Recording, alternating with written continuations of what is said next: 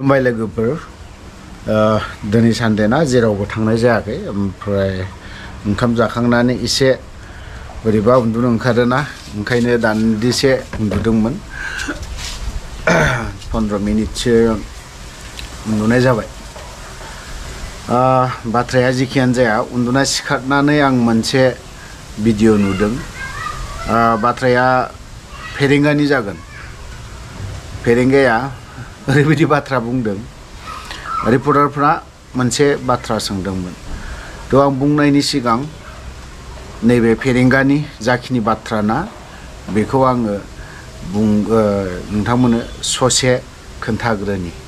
बेनि उनावहाय जागायलांनायसै आं बाथ्राखौ फेसबुकनि गेजेरजों खोनादों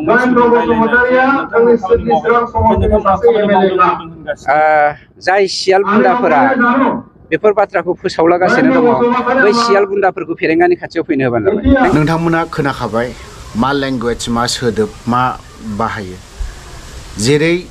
फेरेंगा दाउआ गोसोम बिनि खुगानि रावाबो बेफोरबायदिनो गोसोम गोसोम गयो नोंथांमोना UPPL BPF पलिटिक्सआव राजनितिकआव मा खुद्रिसारलायबाय था सोरबाया XYZ नोंबो XYZ बैबो XYZ बुंलायनानै मा बुंलायो बुंलायबाय था जोंहा बुंनांगौ जेबो गैया नाथाय नैबावहाय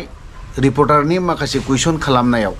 नोंनि फिननाया बेफोरबायदि जानो नाङामोन बै समाव नोंथाङा मा सिन्था खालामनानै बर' हारिनि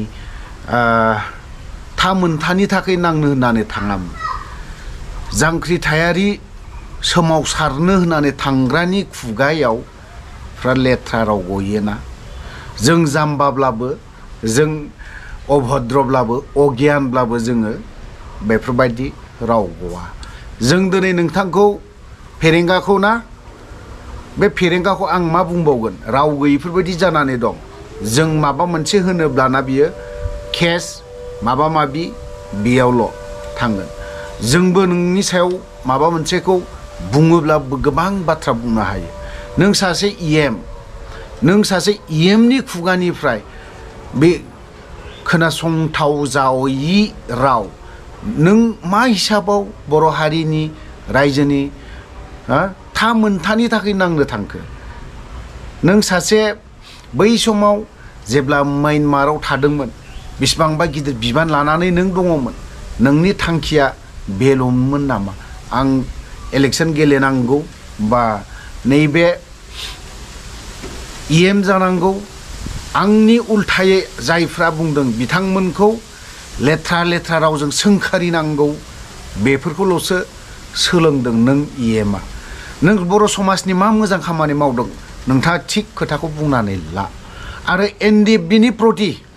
रायजोनि प्रति नों मा मोजां खामानि मावदों बेखौ नों खनसे मोजाङै बुंनानै लालाय थ' बेफोर बाथ्राया जेखियानो जादोला थांबाय आं बेखौबो बुंबावनो थांला नोंखौ जों सैमा बा जों सैमायानो बुन्दायानो जा बा जियानो जाया मानो जों ससियेल मिडियायाव जायफोर जेलाव थानायनि बाथ्राफोरखौ बुंदोंमोन नोंनि बिखायाव मालाबाबो खामा नोंनि बिखायाव मालाबाबो नाङा नों EM जानोबो समाया नों सासे दिनैहाय बर' हारिखौ फोजोबस्रांगा जोलैनि हांगारसो होनना बुंजागोन बेयाव जुदि बुंनायाव गोरोन्थि जादोंब्ला गासैबो रायजो राजानाव आं क्षमा बा निमाहा बिनाय थाखाबाय मानो होननानै बुङोब्ला EM अभद्र सिदा सिदि बाथ्राखा बियो बर' हारिनि थाखाय नांनानै दिनै जोंनि सेंग्राफोर आं कल रेकर्डखौ एगेन होबावगोन बिनि बिमाया दिनै रुंसारि जालांदों फिसाखौ दिनै गावनि फिसाखौ उदां जागौबा नेनानै दङमोन नाथाय बे रुंसारि जानायावहाय बे फिसाज्लाया बेखौ बाननोबो थांनो मोनासै बिनि देरसिन दुखुनांथावना मा थानो आं बुंनो थाङाखै फेरेंगाया नोंथांनि न'खराव दाजाथों इसोरनि अननायाव नोंनि न'आव बिदि दा खैफोदा दा सफैथों EM रन्जित बसुमतारी नोंनि न'आव इसोरनि अननायाव दाजाथों बिदिया खिन्थु दिनैहाय बै सुबुङा गावनि बिमाखौ बाननो मोनैनि बेसेबां हांमा थादों बेसेबां दुखु थादों नोंलाय दिनै बर' हारिनिलाय माथो सेक्रिफाइस खालामदों दिनै गोथाङै मुंख्लं जानानै दं जायफ्रा दिनै एनाये नांनानै दं बिथांमोननि रावखौ खोनायोब्ला बिखा खामगोन नों दिनै थाखा फैसाजों थानो हागौ नयै बिल्डिङै दिनै बिथांमोना दिनैहाय हारिनि थाखाय दिनैसिमबो सेक्रिफाइस खालामनानै दं एनाये केस नांनानै दिनैसिमबो दं माथो नांदों नोंसोरलाय दिनैहाय UPPL सरकारा लायनो दिनैनि दिनाव एनाये नांग्राफोरखौ लायनो बिथांमोननि थाखाय उकिल हमबाय मा हमबाय बेफोरबायदि बुंदों बहाथो दिनै जायफ्रा खद हाजिरा खालामफैदों बिथांमोननि एगेन्स्टआव बेसेबां उइटनेस ओंखारफैदों नों बेखौ मालाबा थांदोंना फेरेंगा बेफोरखौ खोनायोब्ला दुखु मोनगोन आं गोबां बाथ्रा बुंनो सानाखै गोबां बाथ्रा ओंखारदों बिराद दुखु नांदों दिनै जाय सनितपुरनि सेंग्रा एक्स NDFB आफादनि सोद्रोमा सोरबाया रायजो राजाया साननो हागौ बिथांमोना सोरनि थाखाय नांदों नाथाय बियो नों आंनि थाखाय नोंनि थाखाय बैनि थाखाय as a whole out of BTC बर'फोर BTC आव थानाय बर'फोर बिथांमोननि थाखायनो बिथांमोना दिनैसिमबो एनाये केस नांनानै थानांदों होननानै आं सानो दिनै जाय दिनै सोद्रोमाया गावनि बिमाया रुंसारि जालांदों बै बिमानि डेड बडिखौबो दिनै बियो मोनसे बयनिबो धोरोमाव थायो बिफायानो जा बिमायानो जा